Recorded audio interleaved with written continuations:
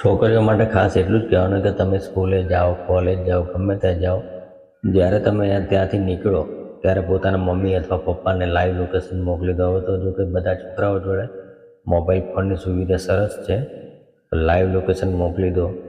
કોઈ રિક્ષામાં બેસો તો એનો પહેલાં ફોટો પાડી એ વ્યક્તિનો અથવા રિક્ષાનો બંનેનો ફોટો પાડીને મા બાપને મોકલો.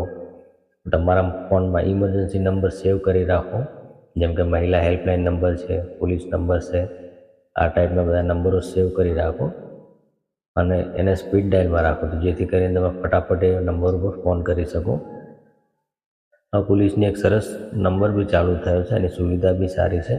તમે પાવરનું બટન પ્રેસ કરી રાખશો તો ઓટોમેટિક તમારો કોલ પોલીસ સ્ટેશનમાં લાગી જશે અને તમે કશું જ કહેવાનું નહીં, ખાલી હેલ્પ એવું એકવાર ચિલ્લાવશો તો એક તરત ત્યાંથી 10 મિનિટમાં પોલીસ આવી જશે અને તમને મદદ મળી જશે.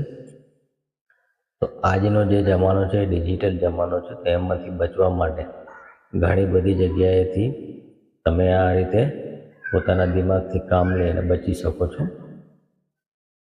Thank you. આભાર.